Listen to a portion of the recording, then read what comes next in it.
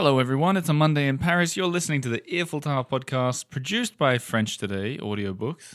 And my name's Oliver G. And if you're anything like me when the weather's beautiful like it is today, you probably like going for a little bit of a walk around Paris. Well, lucky you, that's exactly what I'm going to be talking about for the next half an hour with my guest, Jessie Kanelos Weiner. And she's written a book called Paris in Stride. You may well have heard of it. You may well have even read it. But you certainly haven't heard her talking on the Eiffel Tower podcast about it. So I'm not going to mess around. You're going to hear me talking to her for the next 25 minutes and then 5 minutes at the end where I talk a little bit about French Today and some of the emails I've been getting in lately from you listeners. So let's get straight into it. Me and Jessie, the Eiffel Tower, talking about walking in Paris. Well, let's do it.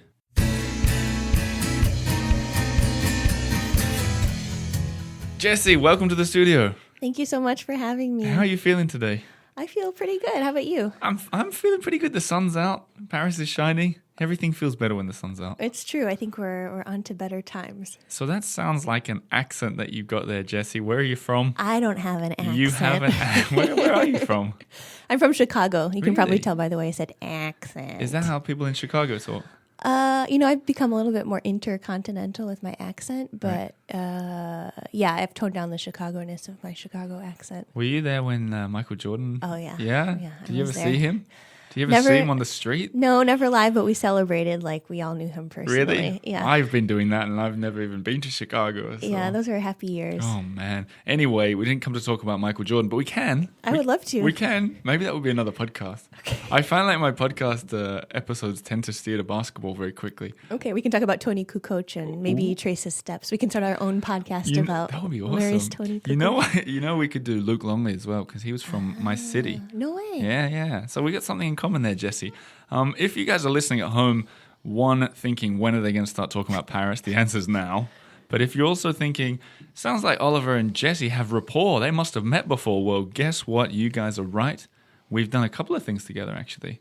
Was it the event first or the video first? Or Yeah, we did an event at the Appetit bookstore. That's right. To celebrate the launch of Paris Picnic, a friend of mine's book. That's right. And we did a talk there. I think you did a live show for Patreon. That's or something right. like that. Yeah. Wow. And this feels like ages ago already. It does. I think it was in July. And then we did a walking video as well. That's right. A walk show. That's the word. Where we were in the Marché, what was it? The Marché de Ligue. That's right. And so you guys who don't know what we're talking about, a walk show is when it's like a talk show, but you're walking along on camera and it's all in the members lounge, the Patreon paywall.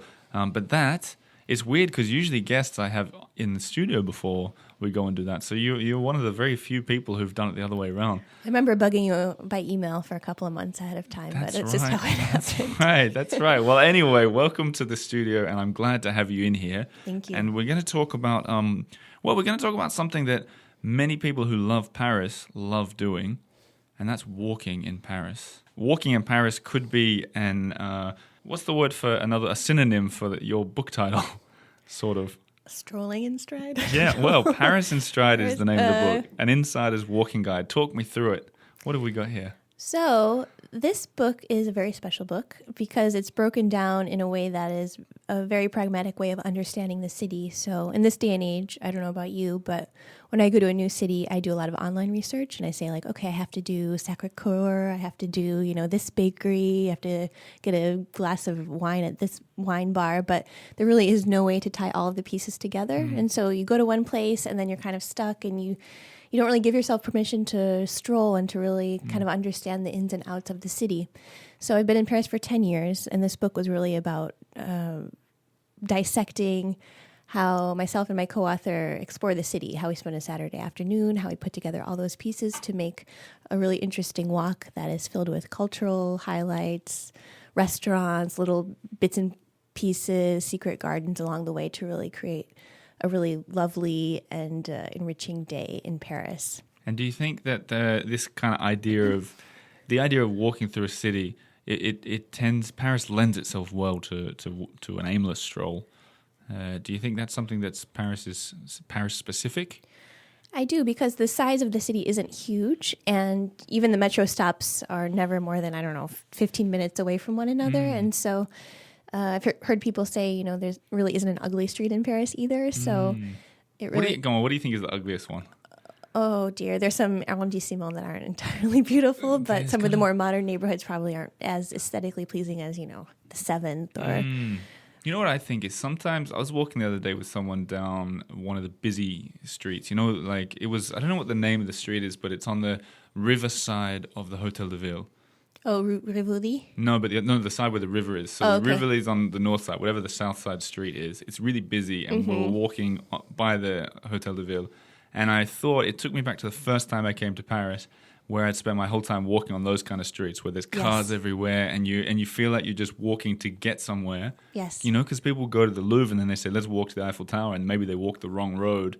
And it's not an ugly street, but it's not a nice street to walk down. You're seeing H&M, you're seeing Zara, you're seeing all these places that you see in every other big city. Yeah. And, globalization has done things for Paris, but at the same time, it's even harder to really understand a city and what makes it tick and how to navigate it. So this book really is just a testament of that. And it's illustrated by myself, which is a whole new way of seeing the city. We're all saturated by photos, but the illustrations are kind of just a snapshot of what you will see, but it's not completely descriptive either. And so it just is it's a lucky charm you can carry along with you on your trip Fit to in your Paris. pocket. It'll fit in my pocket. Exactly. What's the in a men's pocket, but not a woman's pocket. What's the name of what's the style of the illustrations that you've done? How do you I work with watercolor. Watercolor. Yes. And so people who like Paris and like watercolor, firstly, you should buy the book, as you should with anyone who's a guest on this show. Buy their book, buy their stuff, because you can support them to do more stuff. But secondly, you should follow the Instagram account of Jessie, which is what's it called? It's Jessie Kanelos Weiner, my name, so you can be sure to link to that in the show notes. I certainly will if you guys scroll down the show notes, because you put watercolor pictures up there, and it's kind of like a different view on Paris, Exactly. Yes. Because I think I can say it because well, I guess it was my show, but a lot of people have ugly Instagram accounts of Paris, or worse, they have the same exact pictures that everybody else has. But that's something where you shine, is that you do your own thing, and it's unique, right? Yeah, that's a great thing about working in a medium that very few people use. Is it's every take is different. Of course, I play with cliches too, as everyone should, especially working with all things related to Paris. But yeah, everything I post hopefully has some kind of story to tell, or some, it's in my own eye at least. Right. Do you know when I moved to Paris, when I started this podcast, I followed maybe 200 accounts with the word Paris in the title. And then I pretty much unfollowed all of them one by one, because I realized they just I think they even post the same images, Yeah, or their own interpretation of the same latte or the same place. What's the deal with that? How does that make you feel? You've been here for 10 years now. You must have seen all this. Yeah, I mean, I came here before Instagram and all the other, blogs and this and that. But I don't know. I mean, I feel like I'm a creative person, and that's what I do for a living, and it's kind of what gives me joy in life. But I just think it's a shame that people can't even give themselves permission to try to do something different or share something that they actually like, or you're not just dictated by trends or what you think you should post. You know what I saw the other day when it was snowing in Paris? I went on Instagram and there were 100 pictures of the snow, which is fair enough. I got it. But then I looked at them, and some of them were pictures from 10 years ago, because it didn't snow very much. And I was like, whoa, it really snowed down there. And then I clicked around and was like, what? This is all... You can't just be doing that, guys. What do you think? Yeah, there's a lot of fake information, I think, in this day and age. I don't know if we want to get into that, but there is a lot of reuse and smoke and mirrors, I think, is the name of the game. Smoke, mirrors, and snow going on. But anyway, we didn't come here to talk about that either, although we can talk about whatever we like, Jessie. But this book you've got, we're going to talk about one or two of the particular walks. But first, I want to talk about just this idea of walking in the city. When we started talking before we recorded, you said something about... firstly, there's a word for it. How's your French, by the way? It's good. Okay, let's hear the pronunciation. Flaneur or flaneuse. So one is masculine and one is feminine. But you said that there's a difference in how you can walk around the city depending on your gender. What did you mean by that? Well, I think, in literature and Paris-related this and that, there's this idea of the flaneur as, someone who becomes the city just by walking through it and is almost one with the city and is capturing the moment just by being there. But that's kind of a masculine luxury, if you will. How so? I moved to Paris 10 years ago and I was an au pair, and it wasn't the happiest situation. And I felt like I just needed to get out of the house at night, so I'd walk around by myself at night. And I could feel some tensions, and I always had to find a way to protect myself and not make eye contact. I learned the hard way not to bring attention to myself. Right. And so I was able to experience the city in that way, but I still feel like there is power and difference if you're a flaneur or a flaneuse. But I don't know. Do you think for tourists, because I know a lot of tourists from abroad do come here solo traveling. I know that's quite popular to do. And I'm no expert on walking around the city at night as a woman by myself. But maybe you could tell me, like, have you got tips for people like that? Yeah, it's funny. I mean, I think I was walking between two parties once, and some guy started following me and was throwing glass bottles at me. And then He was throwing glass bottles yeah, at you? it was a different time and place. I can't even tell you what happened. But Wow. I quickly learned that I had a baseball cap in my bag one day, and I put that on at night, and no one bothered me at all. It was Really? completely invisible to the world. Really? So, Wow. so things like that, and also, it's just walking with purpose and not making eye contact and those kinds of things. Those are things I had to learn moving here too, because I dressed very eccentrically and wore a lot of bright colors and Right. and smiled at everyone. So Unfortunately, you're rolling your own eyes when you said that. So I mean, people listening don't know what. Often in Paris, they say if you see someone who's smiling at you, it means that they're drunk or American. Have you Or heard dumb. This? Or dumb. I haven't heard that one. or all the above. What is this true? I mean, I think for where I was at the time, I'm from the Midwest, so we have good intentions and things like Right, that. right. But I'd make eye contact with someone on the metro, and they wouldn't stop bothering me for. so yeah, you took over that sort of the Midwest attitude to Paris, smiling at people and. Yeah, I don't want to scare anybody, but there are things that you have to do if you don't want to get bothered or harassed. You just have to kind of shut down and just mind your own business. Right. What about in the day, walking around the city, flaneuring, which isn't a verb in English, but you know what's a verb in Swedish? Is that right? Exactly the same word, flaneur. Huh. But we don't have it. We should. Maybe we could start it. You know, Sure. that's how words start. You just use it in a book like yours. I was flaneuring down Rue Rivoli the other day, and then like in 100 years from now, you'll get credited with inventing the word. All right. Well, we should write a letter to somebody. We should. We can do that after the episode. But walking around in the day is one of the pleasures. Walking around Paris in the day is one of the pleasures in life that everyone should experience once. But what would be your favorite of all the walks in your book? There's one in the Marais, which Right. is a very classic intro to Paris neighborhood. And I'm flicking through your book now. How many different walks have you got in the book? There are 7 walks, and each one has a very detailed watercolor map. Right. And this is a great intro to Paris neighborhood because it's very dense. There are a lot of secret gardens. Hotel Particulier is used to be a private residence, almost like a mini mansion that have now been turned into cultural institutions Right. and or private gardens.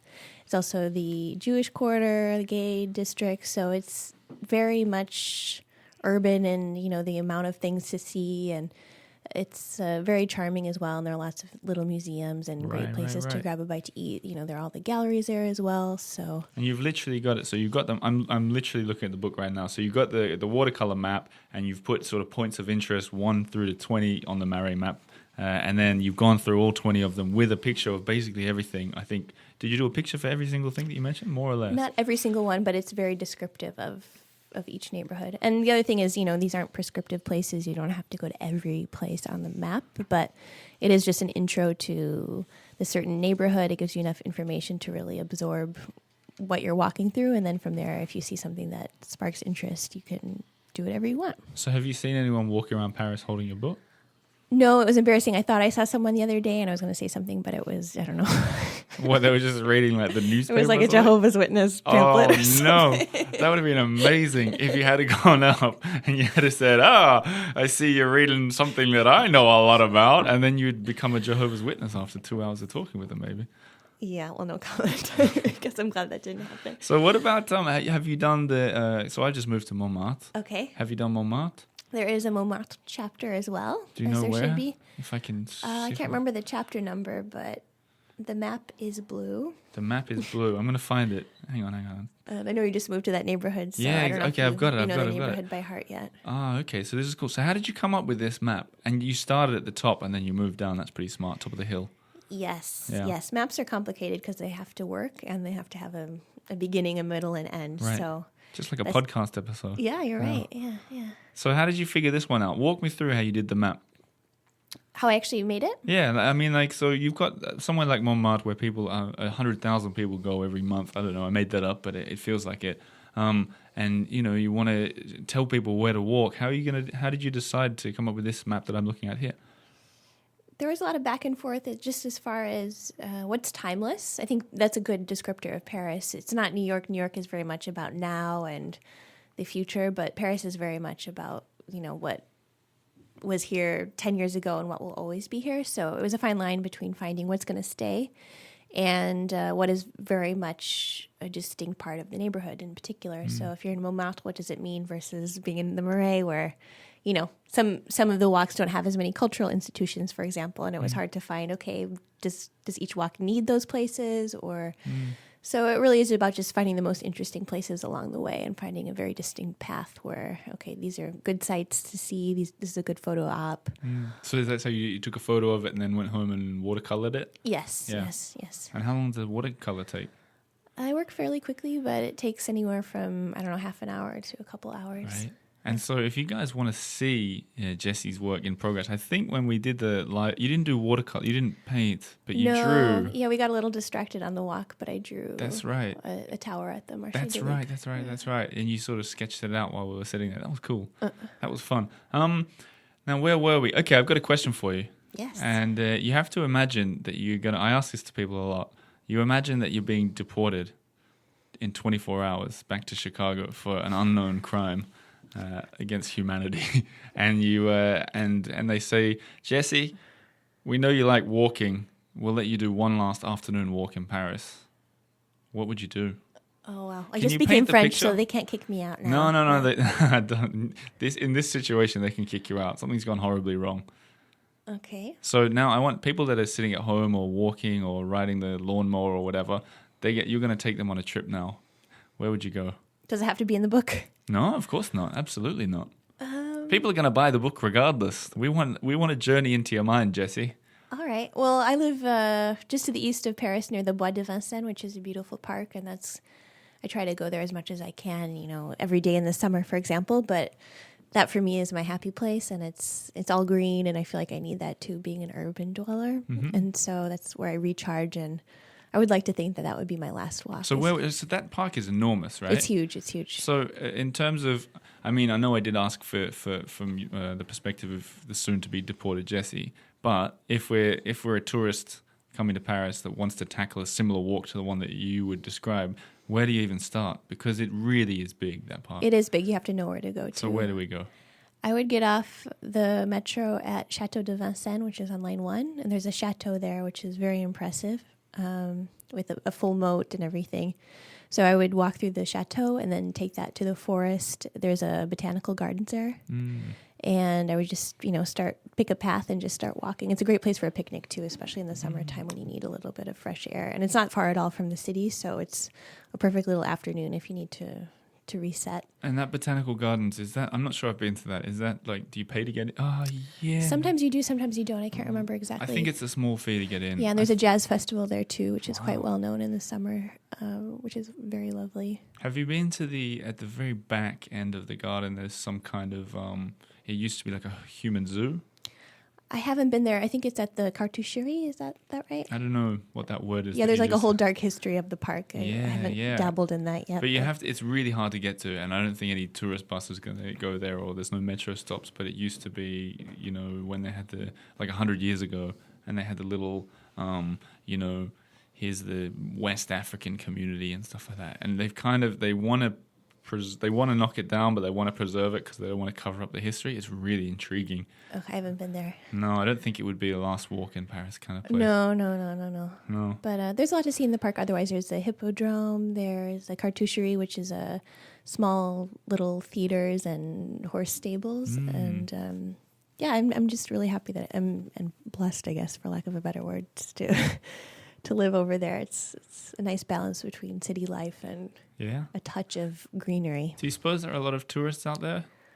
Not so much, no. I don't think it's really. I think when tourists want a bit of green space in Paris, they go to the like the Tuileries Gardens or Versailles or something like that. They never really check out those parks. And the Bois de Boulogne, I was there yesterday, and it's just spectacular on a sunny day like that. And that's even. I think that's even bigger than Vincennes. I think so. Yes. I didn't even know when I go to either of those, I just go to the water place in the middle and sort of loop around that. It would be good to. Are you thinking to ever do a map of the Vincennes for walking? Sure. Because that could be really cool. Sure. Yeah. But speaking of future maps that you're designing and drawing, a little birdie tells me that you might be doing another city in the future. Yes, so Paris in Stride is now a collection, so there'll be the next city, which is out not as soon as one would think, but in spring of 2020, the next book will come out. Okay, and can you tell us a little bit about it? It is... Can we have an Eiffel Tower? Should I tell you or should I just tease it out? I think, what's the word? Exclusive. We need an exclusive. Tell your fans and listeners and followers what we can expect. Okay, so it's New York. Oh, New York. You heard it here first. Make sure to subscribe on Patreon and all the channels. Wow, Jessie, you can have a regular spot if you keep talking like that. And so it's since Paris is timeless, that's very much the idea of Paris in Stride, but New York is much more about the classic New York spots and, what's going on now and breaking it down in a digestible way. So how's that going to work? Because you don't live in New York. No, I worked with a writer there, and he wrote the text, and I went to New York, too, to do most of the walks myself. Right. And I lived in New York, too, in my early 20s, so I have some understanding of the city. So the idea is he wrote it, and he picked the walks based on his life there, and then you, similar to what you've done with Paris in Stride, is you watercolored it. Yes. Can we use that as a verb? Watercolored. Yeah. You painted it. Yes. Cool, because that's cool. What I like about that is that you could do every city in the world by that logic. I mean, you don't have to have lived there, right? Yes, that's true. I could do every city in the world. Yeah, I mean, it would take you a Send while. in your suggestions now. Well, why not? What would be some cool cities that you'd like to draw? Wow. I mean, Tokyo would be incredible. Wow, It's yeah, one of my that would be favorite different. cities.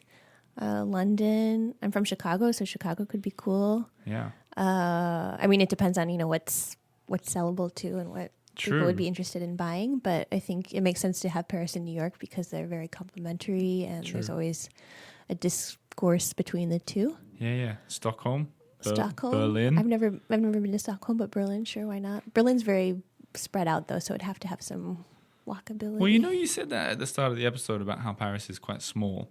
There's something that I used to always say that as well until fairly recently. I did 20 live videos in 20 days. This is a couple months ago, and I went to every arrondissement in a row, and sort of doing those videos made me realize how big Paris is as well. Because a lot of people spend a lot of time in the Marais and Montmartre and Yes. those, or even like where you live and you come into the center. But for example, when I went to the 14th and 15th and 16th in 3 consecutive days, I was like, all I'm doing is just crossing the town. Even the distance between the cemetery, Montparnasse Cemetery, and Trocadero, which are 15, 16, was huge. I mean, huge. So it's not, I mean... It is a commuter city, too, so most people do spend their lives in the metro. Yeah. So, I'd say if it is walkable if you have a good path, like in Paris and Stride. Yeah, if you had a book with some watercolor beautiful paintings in, it's perfect for walking around. And even I think I walked home from the Eiffel Tower before, and it took, maybe 1 or 2 hours, Yeah. which in the whole scheme of things isn't that Compared to London or long. something. Yes, yeah. yes. Or New York, maybe. So it is still big. I mean, I don't think you could walk around the whole escargot in a day for no. sure, but it's you just have to know how to break it down. Have you heard of these people that do pub crawls where you have 20 drinks, as in 1 drink in every arrondissement? Oh, really? Have you heard of that? No. Don't you think that sounds like a death wish to do something like that? Yeah. Not just because you'd be dead from 20 drinks, but because of the time it would take to go to In one day? Why, in one night, I think the idea is. No, not for you. Maybe if it was on a party bus, but... Yeah, good idea. We'll organise that. But we need to wrap up because time has absolutely flown away. And what I would like from you to finish is some recommendations. I used to do this quick fire round to finish an episode. I haven't done one for about a year. I think it's time. I'm just going to ask you really quick questions and you've got to answer them, okay? Okay. Hoping that we'll get some kernels of truth out of you that you weren't expecting to share. Are you ready? Okay, so favorite park in Paris? Bois de Vincennes, which is my local park. Favorite park within the periphery? It is in Paris, technically, but let me think of another one. My gosh, I'm stumped. Yeah, quick fire round. I'm going to leave you stumped. I'll say the Luxembourg Gardens. Oh, nice. Why? I like the views and I don't know, it just feels very Parisian. What about ugliest building in Paris? Ugliest building. I don't like the new Philharmonie. The one... I'm tongue-tied. The new... the one in Villette, right? Yes, La Villette. What's wrong with that? I just don't appreciate it. No, fair enough. You're allowed to. What's your favorite arrondissement? I love the first. First? Well, why? Actually, no. I'm going to change my my response. I like the ninth too, just because of the density and all the things going on there. You know, I was in the ninth the other day, and I was like, it's so beautiful, but I felt like nothing was really happening there. What do you think about that? It depends where you are. No, I feel like it's bar and restaurant central. Really? I guess I was walking around the gallery area, the department store. Okay. No, you shouldn't go there. Where should I have been? Probably where you live, right? Up towards Pigalle. Yeah, you're right. Okay, and then if you could join one famous living or dead Parisian for one of your walks, who would it be? Ooh. Jeez, how did you come up with And these I'm doing it on the questions? spot. I'm doing it on the spot. Trying to buy myself some time. I don't know if Julia Child was a Parisian, but it would have been nice to have spent some time with her. she lived here, I think. Yeah, I don't know if she... Yeah. We can call her a Parisian, and then we can finish on this. Why would you want to hang out with Julia Child? I just think, part of the intrigue of coming here was, based on watching her show as a kid and just seeing her passion for the city and all things French. There was some impact there. For me. Great. And it's really nice that you're sharing your own passion for the city through your own book, which is called Paris in Stride, an insider's walking guide. There will be links in the show notes on the website, on Instagram, everywhere. And thanks for coming to the studio, Jessie. Thank you so much for having me. It was really fun. Well, there you have it. That was Jessie. Great chat. As I said in the episode, I've talked to her before, so there'll be links in the show notes and on the eiffeltower.com about where you can watch them, other videos that we did together if you're a Patreon supporter. If you're not a Patreon supporter, you're missing out. What else can I say? What I've started doing is people signing up. As they sign up, I send them a message now. How did you hear about me? What do you think about the show? What made you become a Patreon supporter? And I ask them if they want anything to be read out on the air. So I figured I'd read out one of them this week. It's from Lauren M. I won't say her full name just in case, I don't know, maybe she wants to keep it private. Maybe I can't pronounce it. Mutasio. Yeah, I can't pronounce it. But hi, Lauren. And she said, I don't remember how I discovered you, but I'm a Francophile. No surprises, right? And I read so many blogs and articles about France that I forget where I first read about your podcast. But I'm so glad that I did. One of the many things I love about the earful. Ooh, I love the way you just say the earful. I do that sometimes too, the earful. It's how you bring on my favorite expats. I've been watching Adrian Leeds on House Hunters for years. You've also introduced me to fascinating artists, writers, and locals. She continues, but says that the Eiffel Tower helps her feel connected to her favorite city, which is, of course, Paris. But that got me thinking. Thanks for the email, Lauren. It got me thinking, that is what this podcast does. I've tried to define it for a while. I often say it's about figuring out France, and it is, but it's also giving everybody a chance to sort of meet or hear from their favorite people in the city, or to meet some people here who they never heard about, who are kind of making the city tick. People like mayors, tour guides, I don't know, shopkeepers, ambassadors, comedians. That's what's cool. That's what this show is doing differently. And I've been trying to figure it out for 2 years, and Lauren, you put it into words. So yeah. If you next time you guys are telling your friends to listen to this show, tell them, say, it's got this Australian host. He'll let you meet people around the city, which is kind of cool. He'll give you access to them, just like Jessie today. Anyway, the show brought to you by French Today. So what is French Today? It is an audiobook. It's a company that does audiobooks, teaches you French. If this is your first episode listening to the Eiffel Tower, you probably wonder what I'm talking about. If you've been here for a while, you'll know exactly what I'm talking about. Essentially, it's audiobooks, but a lot more. Study guides, teaching you French in a way that's not the way they teach you at school. Is that better or worse? Well, I'll let you listen to Camille talking about that in the very last episode of the podcast. She was talking about the method, the order in which she reckons you should learn French, which is a lot more than just, in school they sit you down and they jump quite quickly into the tricky stuff, and it puts a lot of students off, me included. But Camille's method is more sort of storytelling and teaching you as the French that you sort of need to learn as you get to it. And me, I'm doing the course. I'm sort of finishing off with audiobook 3 at the moment, soon to get into audiobook 4. And what you need to know, if you want to study along like this, or here's the thing, if you go on their website, you can get a free audiobook. There's some kind of free thing that you can get to get a taste of what it is. I recommend you do it. But when you go to the site, visit via this code. Well, it's kind of a link. You go frenchtoday.com/earful3. That 3 signifies March because we're in March. If you're listening to this in April, put a 4 at the end. And what it does, the way it works, is it takes an immediate 10% off whatever you're going to buy. And you'll see it. I tried it the other day. You click through to the end, and then right when you're about to press pay, it says minus, I don't know, $10 or $20 or whatever it is, depending on what you buy. And so it knows that you've come from the Eiffel Tower. So frenchtoday.com/earful3. Go and check it out. Have a browse around.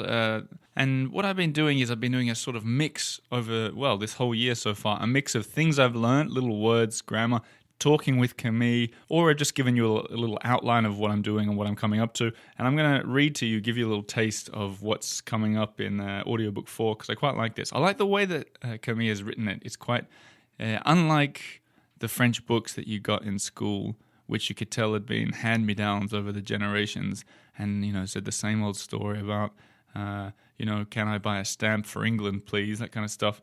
Listen to this. In my next audiobook, À moi Paris Level 4, you'll reunite with the gang and follow them in new real-life situations, including a trip to the hospital. Don't worry, I didn't kill off a key character.